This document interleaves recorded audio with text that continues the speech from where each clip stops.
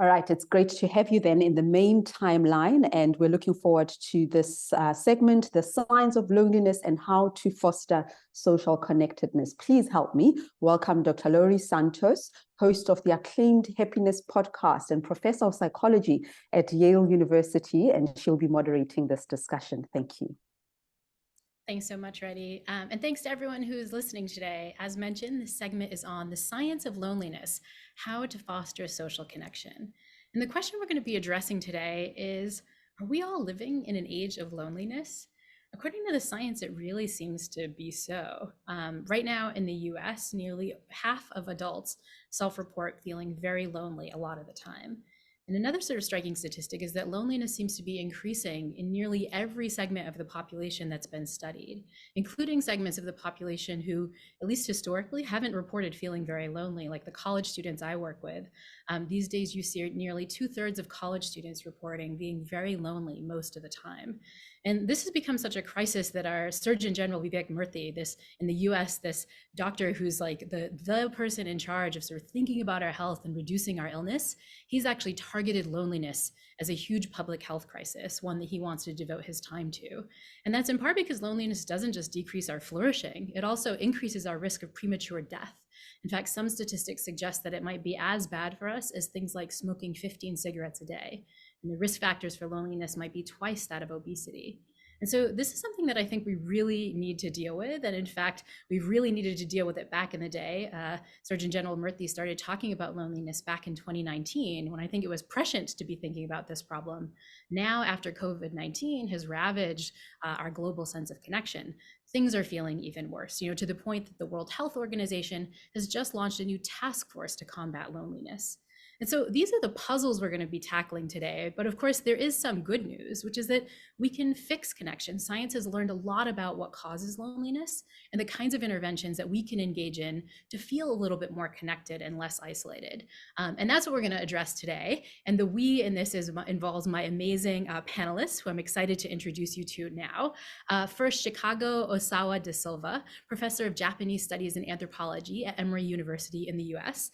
She is also joined by Anthony Ong, professor of psychology at Cornell University in the US, and also Margarita Tarragona, professor of practice and the director of the ITAM Center for Wellbeing Studies at the ITAM in Mexico. So they're going to help us kind of get through this crisis. And just as a reminder for those listening, all of you attendees can be using the Q&A function at the bottom to share any questions that you have with us. And the amazing folks at the Flourishing Conference will get those questions to me so that I can pose them to our panelists. But I wanted to start today with sort of a definition, right? Because I think we've all heard of this concept of loneliness. We all maybe have personal experience with isolation, but I wanted to get a sense of how scholars are actually defining this. And so Chicago, I think this is probably the best one for you. How do we define loneliness? What do we mean by loneliness? And also, how does loneliness maybe differ a little bit from isolation? Yeah, thank you so much for this wonderful and important question. As you said, that the loneliness arises from the lack of social connection and feeling cared for, or that the feeling that you are understood, you are acknowledged. So I would like to start with the maybe most common definition of loneliness. I think loneliness is often understood and defined as a perceived social isolation. And that covers a lot about what loneliness is and how loneliness feels like. But at the same time, as the perceived social isolation indicates, it's a perception. So therefore, you can be alone at times and not be lonely. At the same time, you can be physically among people and feel very lonely and isolated. So for that reason, oftentimes actually scholars who study loneliness would like to distinguish between the physical social isolation and the loneliness. And furthermore, actually perceived loneliness, social isolation is more of the cognitively oriented ways of understanding loneliness. But loneliness is a felt experience. So actually, there is this embodied aspect that are people, animals, even babies, infants experience loneliness. Are they cognitively, perceiving something? It's more like they're feeling lonely, so they express that. So I also wanted to emphasize that aspect of loneliness. Thank you. And so that's really important, this idea that loneliness isn't about the number of people you have around you. It's really your sense of felt experience. And I think the thing that's striking, as I mentioned in some of the statistics coming in, is that that felt experience of feeling so isolated is actually going up now. And so I actually wanted to ask Anthony and Margarita, now that we have this definition out of the way, I wanted you each to weigh in on why loneliness is on the rise globally. What are some of the drivers and why have things gotten so bad? Anthony, maybe you start. Yeah, I think since you mentioned the Surgeon General, as you know, he's recently put out an advisory on loneliness and isolation. As you mentioned at the outset, nearly 1 in 2 Americans, adults, report feeling lonely often or always, and this phenomenon appears to be rising across income levels and age groups, although young adults appear to have some of the sharpest increases. Mm-hmm. I think globally, the drivers look similar. So urbanization, technology use that reduce in-person interaction are, I think, near universal trends. So in the US and many Western nations, we see household sizes shrinking, more single living and less time spent with friends and neighbors than just maybe 15 to 20 years ago. Rates of marriage and childbearing have declined across dozens of developed countries. And in the US in particular, the political scientist Robert Putnam has documented this, that participation in community pillars like faith groups has fallen significantly since the 1970s. So I think while loneliness is in part about individual circumstances, as Chikaku mentioned, I think the advisory makes clear that we also have to examine the societal conditions that shape access to meaningful connections. That's lovely. I love that idea. And in part because, as we know, loneliness can have these different components, right? There's this sort of relational loneliness where you're not connecting one-on-one with other people, but there's also a real sense of community loneliness, which is the kind of thing that Putnam and others talk about, that we just have no spaces where we can get together, and we're doing that less often. So thank you so much for that. Margarita, I'm wondering from your work and your practice work, what you have seen more as the drivers and some of the reasons that you think that loneliness might be on the rise. I completely agree with Anthony. It saddens me, for example, when I go to a restaurant and I see each parent on their phone and toddlers on their tablets. And I think that the opportunities for connection and conversation are being reduced. And in many cases, because of structural factors like what Anthony was mentioning, but in some cases by habits and lifestyles that we're adopting in a way that's kind of automatic and over which we could have some influence, or we do have an influence. And so let's switch gears a little bit. So far we've been talking about the definitions of loneliness and maybe why it's on the rise. I wanted to walk through some of the data showing the real impacts of loneliness, because again, sometimes we just assume, oh, it's just this felt experience. We don't often realize the power that it's having over our levels of flourishing and also over our physical bodies. And so, Anthony, all these studies show that these impacts of loneliness are linked to this idea of felt experience, right? That it matters not objectively how many people are around you, but really what you're feeling. And so why is the case that the felt experience is so powerful? And in particular, why does the felt experience go different ways for different people? Why is it that some folks with really ample social connections are still feeling lonely? Yeah, I think this is a really good question. I think there are a few reasons for this. First, not all social connections are created equal when it comes to meeting our needs for meaningful bonding and intimacy. So decades of relationship science bears this out. As social beings, we require reciprocal relationships that provide emotional security and understanding, and so casual contexts just don't fulfill this. Second, I think early attachment experiences and personal expectations around relationships are a factor when it comes to loneliness. So if someone is experiencing or has experienced unreliable caregivers growing up, they may perceive relationships as untrustworthy. Third, I think there are, of course, mental health issues that are at play, from depression to social anxiety, that can distort our perceptions of how much deserving we are of our social relationships, and how much others care for us. And I think fourth, I'd say, personality differences related to introversion matter. Speaking as an introvert myself, social interactions can be depleting for many of us who are introverts, who recharge through solitude. Introverts also tend to be content with smaller circles of relationships.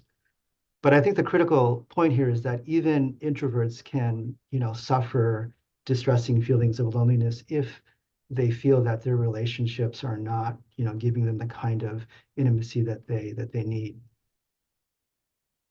And so these are all these kind of individual difference factors, right? Individual differences in people's kind of developmental background or personality differences. But there are sometimes these moments that we kind of experience the same kind of trauma together, or the same kind of hit to social connection together.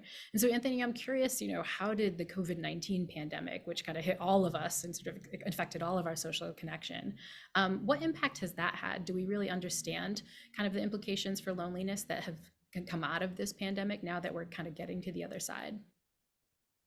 Yeah, this is also a really important question, and one that we actually try to answer scientifically. So along with colleagues from Europe and the WHO, the World Health Organization, we conducted a meta-analysis that tried to synthesize data from 19 longitudinal studies totaling over, I think it was 45,000 participants. And what we found was that loneliness indeed did rise during the pandemic, but this rise was a modest one. And there are a couple of caveats that I think are worth mentioning here. The first is that the overall effect that we found, showing a small increase, while it was present, the effect sizes across these individual studies varied enormously. So some studies reported, large increases. Other studies reported, minimal increases, and in fact, some studies reported slight decreases in loneliness. And so, our meta-analysis couldn't account for this. Second, the analysis, I would say, included studies mainly from the US and Europe, whereas I would say studies from South America, Asia, and Africa were underrepresented. And so there may be, regional variations in culture, in living arrangements, and demographics that may alter, how loneliness is experienced across these regions of the world. And finally, I'd say that the pandemic, may continue to shape mental health, including feelings of loneliness in ways that we just don't fully understand. And so there's a real need for, longer term follow-ups of how the pandemic has influenced population health. Yeah, I love that point. And it's the kind of thing that I've seen on the ground in my former role as a head of college on Yale's campus, where I work really closely with college students. I mean, obviously, there's a huge impact of COVID on social isolation when students were studying from home and, taking classes on Zoom and that sort of thing. But the interesting thing has been what's happened now that they're back on campus, right? They're not on Zoom anymore, but, so many of my colleagues, at least anecdotally, report that students are having some trouble when it comes to connection. Like they kind of got a little bit out of practice, especially maybe in some of these formative moments of connecting, when you're a late teenager and, in your early 20s and so on. And so I love that point about the importance of sort of tracking people over time to see, was this a momentary blip, or did this actually change the path to loneliness that people will be experiencing long-term, and the kind of effects of isolation that could be happening, decades past this situation. Margarita, I want to ask you the same question, in part because I know in your practice work, you've sort of seen folks in the trenches who might be going through some of these things. You also bring a slightly more international perspective than the rest of us here, who are mostly a lot in the US context. Any insights on the impact that COVID-19 had on loneliness? Definitely. Like you, Lori, I also work with college students, and they all explicitly talk about how hard it was, how the feeling they have of having missed out on important experiences in their lives, like graduating, like starting to go out.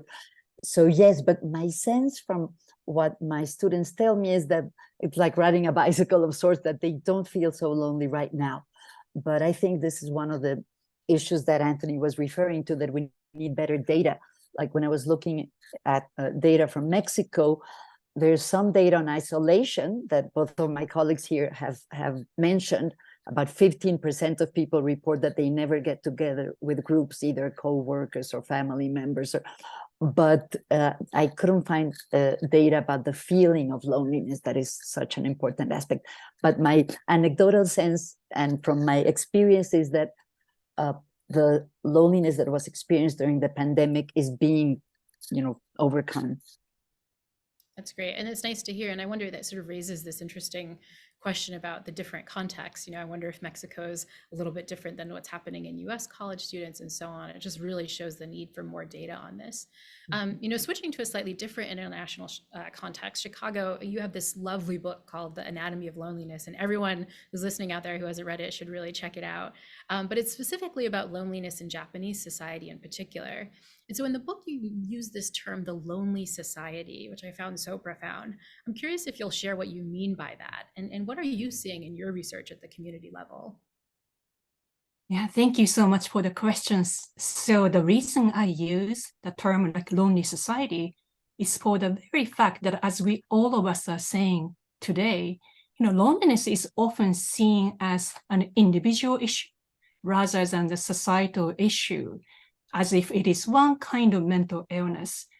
So then even the solution becomes what a person can do, such as psychotherapy or mindfulness meditation. But I had, society plays a major role. We can have a society that is promoting flourishing, happiness, where people feel they are valued, recognized, accepted, and loved.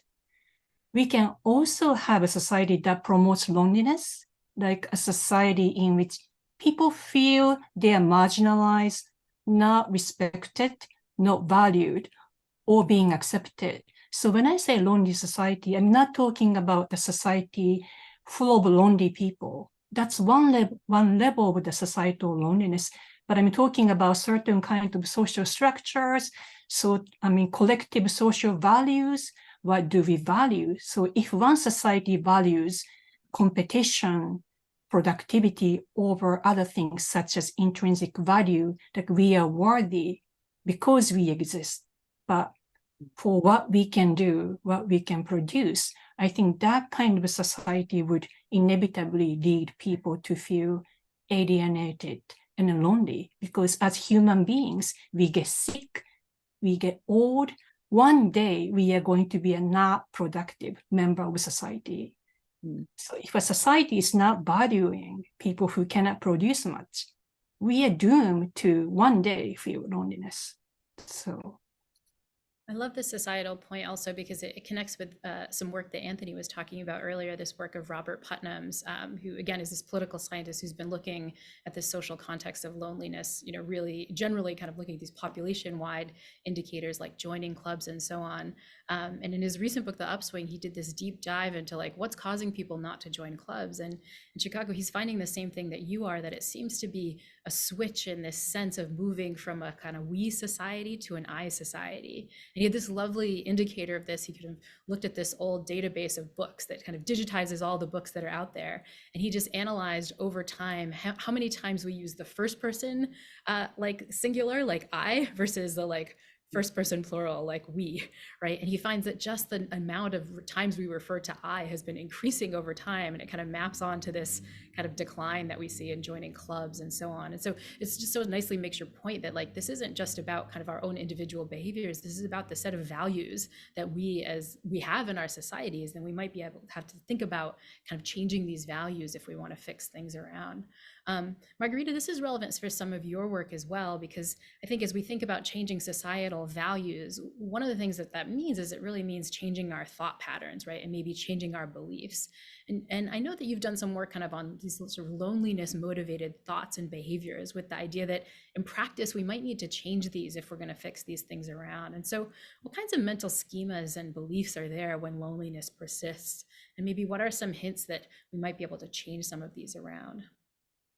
Thank you. Anthony actually and Chicago too have already alluded to some of those, like to feel that maybe we're not worthy enough or we're not interesting enough for other people. And I think, I find it very interesting to think about the notion of relational identity, how our identity is not something that's like inside of us, and that's what it is, but it's something that we're constantly reinforcing or slightly modifying as we interact with others. And sometimes, for example, in therapeutic context or in coaching, it's interesting to ask people about important relationships in their lives, whether in the past or in the present, and ask questions about what do you think, what did you value about that person?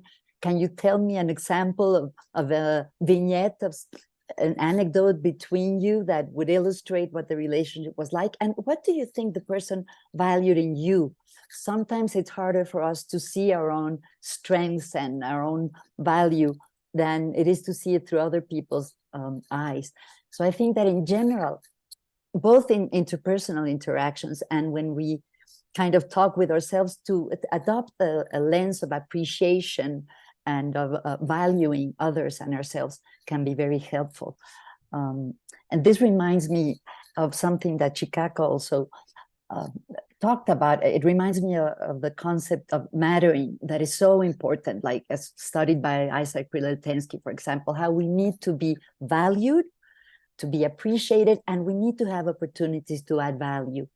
And in the family, in the classroom, at work, not only to know that people value us and appreciate us, but that there's things that we can contribute to them and to their lives.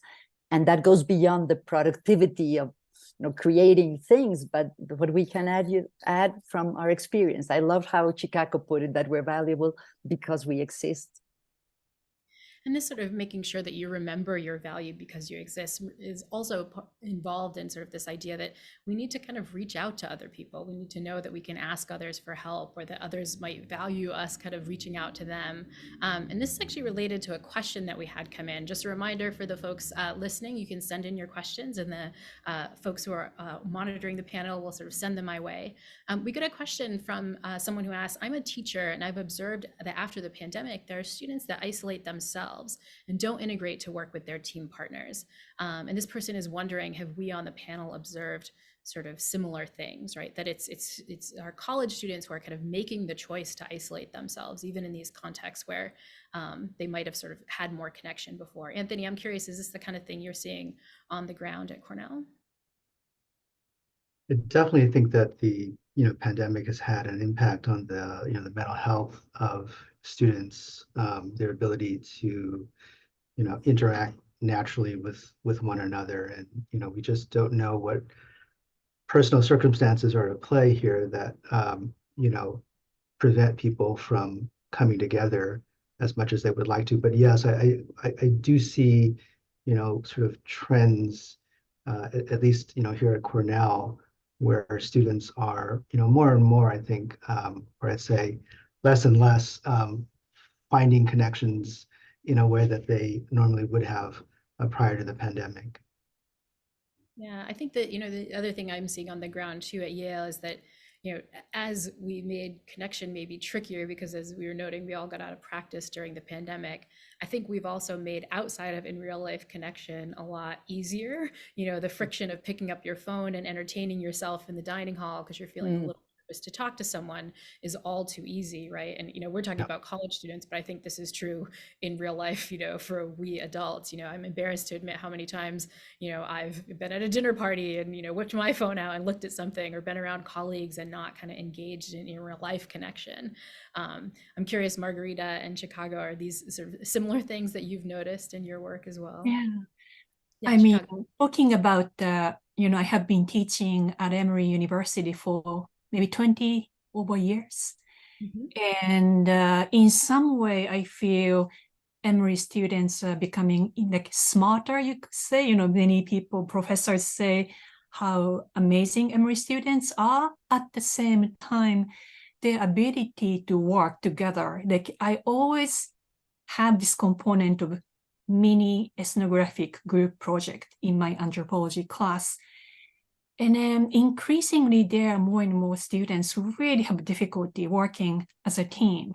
Individually, they are excellent students, but working together is not easy or natural for them. So I think that seems to be resonating with what we are observing. And talking about difficulty with connecting with people, we could even think about what kind of connections are we talking about. I talk a lot about instrumental value versus intrinsic value in my work.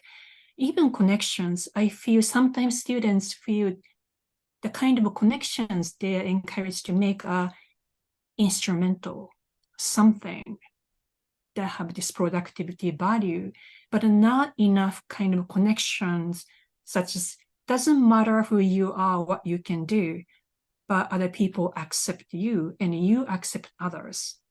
I think that kind of connection would be very meaningful, but purely instrumental connection would be, if anything, worse than just being oneself.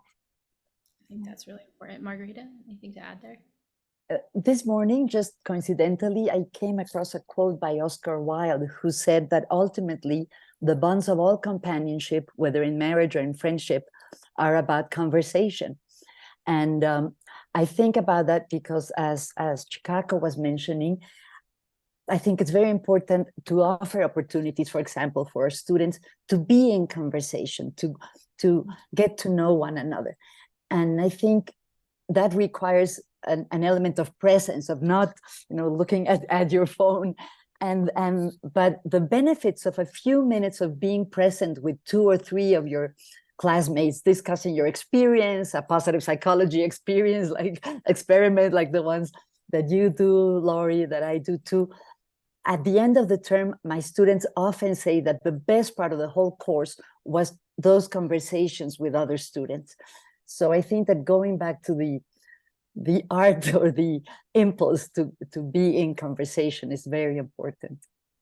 Well, that's a nice transition to what I wanted to end our conversation with, which is maybe the most important part of our discussion, which is, okay, what can we do to fix social connection, right? How can we kind of fix it more broadly? And Marguerite, I know you work directly with families in your practice. Other than the kinds of things you were just talking about, are there other interventions that you've seen can work in the trenches to help people increase their social connection? Yes, I really like a lot of well-known positive psychology practices like gratitude, family gratitude, having a gratitude jar where people can write down something they're grateful for, and maybe at the end of the month or the year to share family the highlight of the day at the dinner table, to share family stories, to know. For example, after the pandemic, to hear most families could find in their own history, if not pandemic experience, other experiences that have required resilience. So there's also like more structured things like games. Lately, there's a lot of card sets or card decks that are like conversation starters. I find those very useful.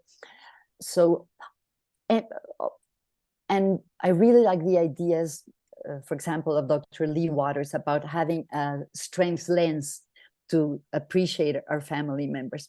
So those are some of the things that are really easy and at the same time have a profound impact on people and their families. And so, Anthony, you mentioned Vivek Murthy's report on loneliness. You're being very shy there because I know you were on the scientific advisory board for that report on loneliness. Given that you know so much about it, I'm wondering what are some of the recommendations in there, and what are the kinds of specific recommendations that you think might be most impactful? Yeah, well, thank you for that. I'll just maybe highlight a few of the recommendations that have come out of this advisory. So first, I would say that the report calls for greater investment in strengthening social infrastructure, the kinds of things that we've been talking about. So social infrastructure here refers to programs like volunteer organizations, but also it refers to physical elements of the community like libraries and parks and other institutions that support social connection. Second, the report also calls for educating healthcare providers on the physical and mental health risk associated with social disconnection, as well as the benefits associated with social connection. And the third recommendation, one that I think speaks most to us academics, is that the advisory calls for accelerated research funding to advance understanding of the causes and consequences of social connection and the efficacy of various kinds of interventions that are designed to advance connection. It's a great segue to a question that we just got sent by one of our audience members. This idea of kind of we need to be doing more research on it. This audience member asks, looking ahead, what should be the focus of future studies to not only understand the impacts of loneliness, but also to identify effective interventions? What are the pivotal inquiries that are still necessary to advance our knowledge of loneliness and to kind of counteract isolation? Anthony, since you've been involved in this, any ideas of where the future of loneliness research should be taking us? Yeah, so I think Chicago mentioned this at the outset. One of the compelling pieces of research for me when I look at this work in terms of trying to understand the distinction between loneliness and isolation is that, of course, there are people who are around people all day, but nevertheless feel profoundly lonely. And conversely, there are people who choose to be energized in solitude. I have a close friend who during the pandemic claims to be living his best life, right? Which I wonder what that says about our friendship. But I would say, for me, one of the exciting questions are about these social asymmetries. How is it that people who are objectively not isolated, socially speaking, but nevertheless feel vulnerable? What's going on there? I mean, obviously they're not getting their social needs met, but what are the sort of factors at play here? So I would say kind of moving the research from questions to do with how are these things different, isolation and loneliness, to how do they come together, are I think really interesting and fascinating questions. Yeah, we got another question that's sort of related to that. I mean, so far we've been talking kind of in broad strokes about loneliness, but this question is about in particular domains where sometimes loneliness and isolation can come together, which is in particular the domain of work, I think, which comes up a lot as we think about working from home and what that impact is. This question is, how do we improve connection in adults who are part of the workforce? And in part because they're working so hard, have little time to create connections outside of work. Chicago, how can we use the working world and the part of our life that we spend at work to improve connections? I'm all smile because I think, people who are in academia are guilty like hell, right? Talking about community building in academia. I don't really have any brilliant insight into that, but I was actually thinking about, what Anthony you're talking about, that some people are physically surrounded among people and yet experiencing loneliness. So when we talk about doing something, so we have to think about that aspect. Just creating some kind of community itself might not do it. And I think that one thing is, I think, people thrive. I think, Margaret, you said it, the sense of mattering, that you matter to other people, you are acknowledged, you are accepted. So if you think, you are surrounded among people, but you think they don't get me, they don't understand who I am, that kind of a sense can just prolong, if not kind of intensify one's experience of loneliness. We often talk about a popular student in a classroom who excels in sports, academia, and everything, end up kind of even killing the person suicide. That's because some people have so much expectations on themselves and they feel they have to do X, Y, Z in order to be accepted. So what can we do? Again, it's kind of instrumental value over other things. So that's, sorry, it's not answering to the question, but that's what I thought about. Yeah, no, and I think this raises another issue, right? Which is both at work and I think beyond, right? What can we do to reach out, get beyond that sort of instrumental level of wanting to connect, to really ask for help, ask for connection, and so on. It relates to another question that we just got, which is, what are the biases that people hold around approaching one another and asking for help? It seems like we overestimate awkwardness and we underestimate how well our social overtures will be received.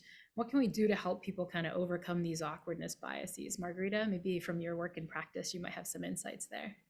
This question reminded me of a study that is not exactly about asking for help, but it is about reaching out to friends, to old friends, for example. You probably know the study. I don't remember the author right now, Lori, but they asked people, how do they think if they reached out to somebody they haven't seen for a while? How do they think the person will react? And a lot of people thought, well, University of Pittsburgh's work. Love this study. Please. Oh, It's one of my favorite studies. Okay. And they thought, well, maybe since it's been so long, maybe it will be awkward. And it turns out the people that received that reaching out were overwhelmingly positive and happy to have been approached. So I think that we underestimate that most of the time people like to hear from us. And most of the time people like to help out, Mm-hmm. Yeah, I mean, I think this is just a bias that we kind of have for all kinds of things. You mentioned the power of like reaching out to someone you haven't talked to, but I think there's some lovely work coming out of Nick Epley's lab at the University of Chicago, that this is true in all kinds of domains, whether it's, giving someone a compliment, talking to a stranger, like reaching out, as you've mentioned, expressing your gratitude. There's asking a potential mentor, to give you some guidance, like, when we're in the position of asking, we often assume like, oh, it's going to be awkward, or maybe it's going to be a pain for the people to get. But when you're in the position of the being asked, you just feel like, oh, that's so nice that someone spoke to me or reached out, or these kinds of things. And so he calls this bias under sociality. And I think it's something that we're kind of constantly fighting. And another spot, I think, as Anthony mentioned, where like if we had some new research, we could understand both kind of how this bias worked and what we could do to fight it. But in our last couple of minutes, we just have about 7 minutes left. I thought it'd be nice to turn to kind of, what you think are the next steps, and maybe because this is a conference on flourishing, what makes you hopeful? In some ways, the loneliness crisis is incredibly sad and incredibly scary, but the flip side is that we know a lot about strategies we can use to fix it at the individual level and the societal level. So maybe each of you, if we want to end on a hopeful note, what are you excited about and what makes you hopeful that, in 5 years' time, this conference might not have a panel on loneliness because we would have solved it all. Chicago, maybe I'll start with you. Yeah, let me pick up with this kind of the fear of reaching out to other people and also the power of that. So I also actually, because I worked with suicidal people or hikikomori, social withdrawal, who cannot reach out, who it's too much to ask for help. So I think Anthony or somebody was talking about it. When we talk about human connections, we actually do not have a connection only with other people. We have a connection with certain places. So there is a Japanese word called ibasho, belonging. So what it means is library, the public space, or cafe, some space where you feel safe, but you feel some connection with. It could be a forest. I have this wonderful island called Mallorca that I love. I don't know why and how, but I feel that strong connection. So I think sometimes just think about there are certain places that we have a connection with, certain place, environment. That could be a first step. And then maybe that would lead to talking to a stranger, less threatening in that way, and then maybe next step. Okay. So in terms of that, my hopeful note to the future, I think the antidote to loneliness is empathy and compassion. And I think in the long term, at the institutional level, I think education is key. I mean, if you say education in the US, it might think top down. pedagogy, but I'm talking about there are fascinating programs such as at Emory, there is a program called C Learning, Social, Emotional, and Ethical Learning. It's K to 12. So school teachers are trained to kind of interact with students and talking about how empathy is not like self-sacrifice, how compassion is not just you're giving up on something, but it's win-win. If you're nice to other people, when you're in trouble, there would be somebody who are willing to help you. So it's almost a smart way of being. So I think if we can think about with research and programming, how to actually boost and encourage and cultivate empathy and compassion among young students, because they'll be the future of our societies. So that's my hope and optimism. I love that. Margarita, your hope for the reducing loneliness in the future? Thank you. Like Chicago, I also think that education is very important. And I have the sense that our natural tendency is towards connection, that we want to know and be known. So I feel it's kind of like a dam. If we open or we lift the obstacles, our inclination towards connection can become, can be livened again. So that's my hope. And also the sense of contribution. We were talking about mattering and how to be able to contribute, to add value. I think all through history, but we see it very clearly in today's generation of young people, that they really want to contribute to make the world a better place. And I think through those acts of generosity, of contribution, of adding value, they are also more likely to feel connected and valued themselves. Love it, love it. Anthony? Yeah, I'm not sure if this is what you're getting at, but I think we've been talking about loneliness, and I think it's important to recognize that acute feelings of loneliness are absolutely normal. This is our body signaling a need to reconnect. So in this way, acute feelings of loneliness function much like physical hunger or thirst. They're useful alerts that important needs require attention. And so I'm not sure if that's a hopeful message, but I think it's worth reminding ourselves that these feelings that we feel from day to day are signals that are telling us that our social bonds may be fraying, and that we should do something about it. Mm-hmm. I really love this idea, because I think sometimes even in this loneliness conversation, we can kind of just get down on everything, like, oh gosh, loneliness is increasing and so on. But that means that like we all still are holding on to these signals that are telling us that we're missing something important. With all the dopamine hits that we get in technology and so on, we're still noticing that something is amiss. And if we can listen to that signal and really take action to fix it, I think that's really important. It's a little bit related to the one that I was going to kind of share myself for the things that make me hopeful, which is I love that we're really thinking about this, in some ways at the highest levels, right? The World Health Organization is talking about this. The U.S. Surgeon General is talking about this. My U.S. Senator in Connecticut, Chris Murphy, has just put together the National Strategy for Social Connection Act. Before, a lot of folks were talking about this, but there were little folks who were really taking action, not just as individuals, but to kind of deal with all the structural problems and the infrastructure problems that, Anthony, you were talking about before. And so that's the kind of thing that gives me like really tremendous hope, right? That folks at the top, folks who could actually throw some money and some infrastructure into this, are really considering these problems broadly and thinking a lot about them. So thank you. And so I hope you have enjoyed our discussion about loneliness and social connection. I hope you've taken away a few tips for how you as individuals might be able to put some time into feeling a little bit more empathic, reaching out to other people, overcoming the awkwardness that you might experience as an individual, and maybe even think about more ways that we can at higher levels try to contribute to and fix this. And if nothing else, I hope we've convinced you that you should reach out to one more friend later today after the conference is over, pick up your phone and text someone. You can contribute a little bit to reducing this crisis. And with that, I will hand it back over to Reddy to send us off. Whew. There is a lot to take in, a lot to take in. Thank you very much, Lori, and your magnificent dynamic panel. And I don't know, I'm left feeling very optimistic and hopeful that we don't need to go through life lonely, and that there are steps that we can take and see human connection as the answer to so many of our ills today. It cuts across so much of our own productivity, our purpose, our sense of worth. I really was eating out of your hands and enjoyed the session. So thank you so much. It was really inspiring and educating. And so we are nearing the end. In fact, we are at the end of our day today. I'm going to invite Dr. Robert Emmons to conclude today's programming. And I'll tell you a little bit more about him. But let me just say, I've loved moderating. I've loved emceeing day one of this conference. I look forward to seeing you again tomorrow.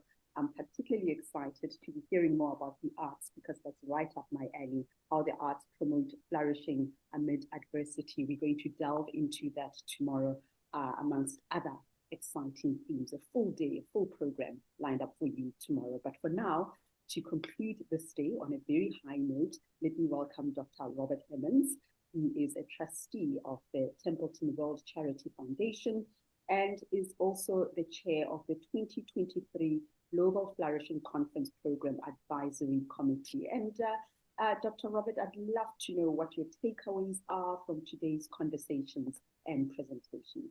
Thank you.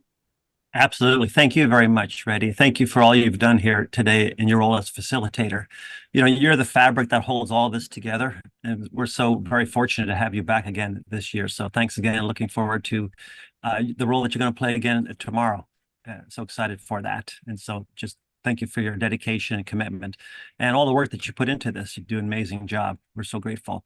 So my capacity as a trustee for the John Templeton World Charity Foundation, I want to thank everyone today, all the participants, attendees, sponsors. It's been such an inspiring first day. A special thanks, by the way, to all of you who have been with us through almost 6 hours of programming today. That's very impressive, your endurance. Something that I'm grateful for. We're almost done. I've got a few minutes of comments for you, a little wrap up for day one as we look forward to day two. As you heard earlier today from my colleague, Andrew Saracen, the foundation is committed to growing, nurturing, and nourishing the emerging field of human flourishing.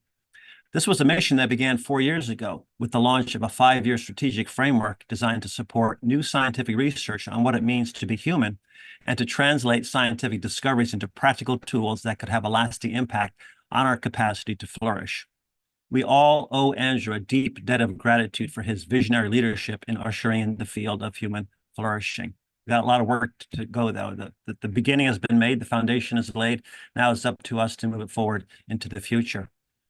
This strategy has, through a variety of granting mechanisms, supported research, practice, and policy on what it means to be human, the identification and development of our human spiritual capacities, and what it means to live in a way that unlocks these capacities in the service of individual and collective flourishing. This goal is in perfect alignment with the vision of our founder, Sir John Templeton. Sir John believed that the contributions of both science and spirituality, scientific insights and spiritual wisdom are each necessary to lead us into a future where all people realize their potential.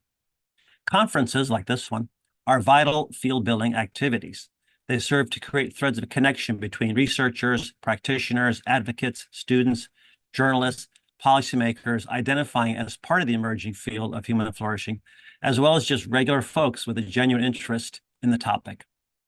Conferences are just one component, although a critical one, in our goal to expand the reach of human flourishing and to encourage other partners to join us in the process. Conferences and other field-building activities are intended to broaden and deepen the field. Our ultimate goal is to work toward a world where all people have the opportunity to flourish. Ambitious goal? Yes, but one that is well worth pursuing. The Templeton World Charity Foundation takes the word world seriously in its title and recognizes that the current science of human flourishing is not fully representative of the breadth and diversity of human experience, as Andrew mentioned earlier. Toward that end, we recently awarded 3 research and capacity building grants for international scientific research on topics central to human flourishing. I just want to say a couple of words about those. 3 collaborative research hubs, one in Africa, one in Latin America and one in South Asia, will provide opportunities for researchers to develop and implement research agendas that speak to what it means to be human, the cognitive, affective, social, and spiritual human capacities that promote flourishing outcomes, and to discover new ways of applying them to the world around us and to others in it. While the vision and the goal for each hub is the same, each will have a slightly different focus as they contribute to visions of life considered flourishing may vary from region to region. The team in the Latin America hub, for example, has identified 6 key themes: sustainability and environmental studies, positive psychology and well-being, economic development, diversity, inclusion, and human rights, indigenous peoples, culture and identities, and spirituality and religious studies. Many of these themes are, of course, being explored here in our conference. One might wonder about the relevance of studying topics like flourishing, thriving, well-being, happiness, and so on when there is so much misery in the world. The global challenges and compounding crises of the modern age are multiplying. In fact, earlier this month, a New York Times opinion writer reported that we are living in a brutalizing time. Flourishing is certainly not immune from the impact of these challenges. A recent worldwide survey of over 20,000 adults found that inflation, poverty, and social inequality, crime and violence, unemployment, and political corruption were seen as the top 5 most important problems facing the world today. When you add to these pandemics, war, immigration control, extremism, and climate change, as well as ongoing personal stress caused by factors such as loneliness, as we just heard, job dissatisfaction, and physical illness, many people and communities are focused squarely on surviving rather than thriving, holding on rather than moving forward, avoiding languishing rather than embracing flourishing. Speaking of job dissatisfaction, just the other day, the Wall Street Journal published an article entitled, "Why is everyone so unhappy at work right now?" Gallup's 2023 workplace study of 37,000 workers found that the number of workers who say they are angry, stressed, and disengaged is at an all-time high. 34% say they often dread starting their workday, an 11% increase in 3 years. 34%, 1/3 of people say they dread starting their workday. The relevance for flourishing is clear. After all, people spend over half of their waking hours at work. What role does work play in our lives beyond a paycheck? How do you create the conditions in which human beings flourish at work in the broadest sense? How do they become the best versions of themselves? More broadly, how do they flourish in a changing, unpredictable, and uncertain world? Sir John Templeton believed that periods of change and challenge are opportunities for growth if human beings and human institutions possess the flexibility and adaptability needed to face the multiplicity of challenges that confront their existence. Scientists and spiritual leaders concur. The eminent affective neuroscientist Richie Davidson recently wrote, "In light of the many challenges facing our world today, flourishing should be regarded as an urgent public health need." Archbishop Desmond Tutu, one of the authors, along with the Dalai Lama, of what is arguably the single most important publication of human flourishing in the past decade, the Book of Joy, wrote, "We are created in order to flourish." Another prominent researcher stated, "The importance of flourishing is so unquestionable that it has taken a prominent role on the world's scientific stage." So here we are on that stage, offering science and solutions for a flourishing world.